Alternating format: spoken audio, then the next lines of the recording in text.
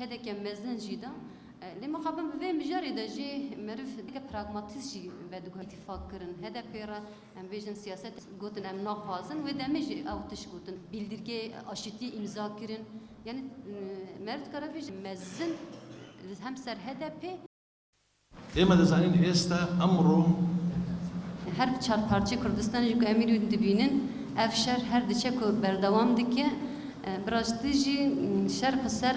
خیر کیجان ذهنیت هم بیشم پیش دخه او جی دست کفتن کردستانیا کب امزانن که هر چار پارچه جی گلک بدلی مزن دان شورشن گلک مزن پیکانین ایرول همبر وان دست کفتن ام دبینن که شهر ناوندیا خل سر وی آوادی که همبر وان دست کفتن خب پیش دخه جار کدن هم هزین داگرکر هم هزین ام بیشن امپریالیست دنیای وی ارنگاریا کردستانی دا همبر هر چار پارچه جی خواستن تشتکی آوا بکن براسی مرد کاره بیجه افتشی اوه که دخواستن چوا 100 ساله بیستان دا بیجن شهر جهانی یکمین دا چوا کردستان پارچه بو چوا کرد هفته جدا کردن چوا هر پارچه خستن بن ذهنیت که داگر کریه ایروجی دخواستن وی بردوام بکن لبلی daha kurji berdevam bikin. Yani siyaseta bistiye kemi dem düzenin kurda herça parça çaka eşi giran kişandın. Çava duri hevketin, çava dirukavan orta rabu, çava nasnamavan hatta asimne kirin. Lehember vi ingelek tekuşini mezin haddin dayin. Beşte van yani hember vi bejin zelimel hember van politikaya kurdan gelek desk serkeftin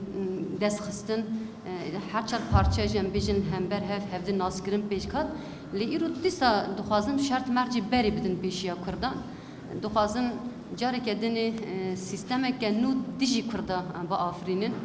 jarek edin duxazın kurt brastici hevdi juda bibin çava ardnigari parça kirin irut duxazın zihniyet şi parça bikin zaman parça bikin çande parça bikin ve hevdi dur bixin مرد کاره بیش هر تشتا کو مزنجی ترسنجی یک بونا کردانه نتابونا کردانه کو کرد هر سر دنیل هر دری نتنی چار پارچه کو نزدیکی هف به کو پرسکری که خود هر درا چهار سر بکه لهمبر داگر کرال همبر یکول همبر پردا قاتلیام پیک دینن همبر وانی یکیتی خود چه بکه مرد بینه کو ایرو دیسا پولیتیکای جور به جور دیسا به شکلی که جدا لهمبر کرده ویتخنه مریتی ده براستی هم هموجی دزانن که سینورات خوازن و گوهرینن یعنی ناف دکرند گوتن امی مساکی ملی هند دزانن شهر دنیا یکمین دا اف کردستان چار پارچه بو اف سنر هاته خیس کرن ایرو خواستن اویس یعنی ایرو دخوازن وی سنر هولی رابکن پکی هولی رابکن چه بتخن دوسه دا ام دزانن که اف سیاست داگرکریه yani بخورا جار كده سياسته كنوس هزين سنير نو بافرينن اللي بالي ايرو سدام ايفان تشتهنا كي تشتدن دبينن اشتواك ام بيجي الله ويا خطخنا برسكريك وي اف برسكريك كان راسته ام بيجي وك ناوي تيروريزم هناك تخازن بالدنيا يرا جهان روانا فارغ بكن ام زانه اف سياسته كان راسته yani bingehîn da zihniyetê da politikayê em bêjin kur dur mervedin hêra birastî ev stratejiya ku sinîrê nû dixwazin biafirînin em hemû jî dizanin sinûrê nû bi dagirkeriya gerek her çar parçe Kurdistanê bibe mümkün e هەوڵ دەدرێ لە ڕێگەی میدیاکانەوە زۆر پێناسەی بۆ بگرێ بە زۆر شێواز نیشان بدرێ و لە پەنای ئایدۆلۆژیەکان و لە پەنای ئابووری بشاردرێتەوە بەڵام لە ڕاستیدا شەڕێکی جیۆپۆلیتیکیە ئێستا زل هێزەکان بۆ ئەوەی هەریەکە هەژمۆنی خۆی بپارێزێت یاخود لەو هاوسەنجێنوەیە کە دێتە ئارا لە ئەنجامی ئەو ململانەیانە هەر هێزە دەیەوێت پێگەی سیاسی خۆی لەسەر ئاستی جیهان دیاری بکات ئێمە بینیمان لە دوای نەوەتەوە لە دوای ئەوەی کەوا بلۆچی ڕۆژهەڵات دەڕوخێت تاوەکو نزیکەی ساڵی 2000 ئەمریکا بەبێ ڕکابەر هەژمۆنی جیهانی خۆی سەپاند بەڵام لە دوای 2000ەوە هەژمۆنی جیهانی ئەمریکا کەوتۆتە بەردەم کۆمەڵێک کۆسپی گەورە ئەو کۆسپانە کۆسپی جیهانین هەندێک زلێزی جیهانی کە لە گۆڕەپانەکە زیندوی بوونەوە لە ماوەی 90 تاوەکو 2000 توانیان دەست بە خۆیان دابێنەوە خۆیان زیندوو بکەنەوە وەکو رووسیا و چین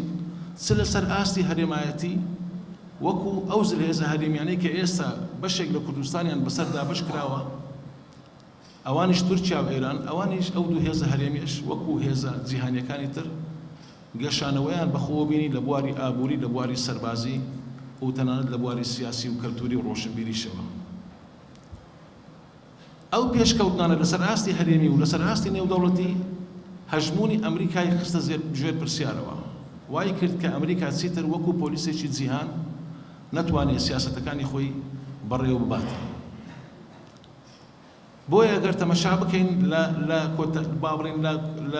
لە ناوەڕاستی دەیەکی دووەمی سەدەی 21ەم سیاسەتی جیهانی بە شێوەیەک دەگۆڕێ کە ئەگەر بەراوردی بکەی بە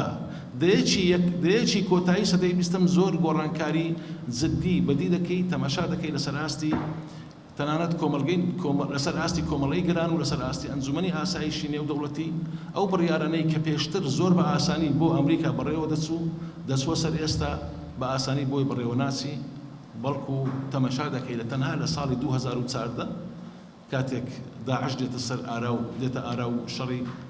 باڵێن ناوچەکە دەبێتە گۆڕەپانێکی فراوانی شەڕ تاوەکو 2017 نزیکەی زیاتر لە 30 ڤیتۆی ئەو دەوڵەتانە لە ئەنجومەنی ئاسایشی ئەمریکا بەرامبەر سیاسەتەکانی ئەمریکا پیادە لە ئەنجومەنی ئاسایشی نێودەوڵەتی بەرامبەر سیاسەتەکانی ئەمریکا پیادە کراوە ئەوەی ئێستا دەگوزەرێ ئێمە لە نێوان دوو ڕیانێکین ئایا هەژمونی ئەمریکا وەکو خۆی دەمێنە یاخود سیستەمی تاکزەمسەری کە ئەمریکا تاگلایانانە ڕایگەیان سەر لە نوێدا دەڕێژرێتەوە من پێم وایە ئەو گۆڕانکاریانەی کە لە کاتی ئێستادا ڕوودەدا ڕێک ئەوەیە ئەمریکا دەیەوێت دیسان وەکو ساڵی نەوەتەکان هەژمونی جیهانی خۆی بسەپێنێتەوە ئەو بۆشایە جیۆپۆلیتیکیەی لە ناوچەکەدا هەیە ئەو بۆشایە جیۆپۆلیتیکیە پڕ بکاتەوە ئەویش ئێرانە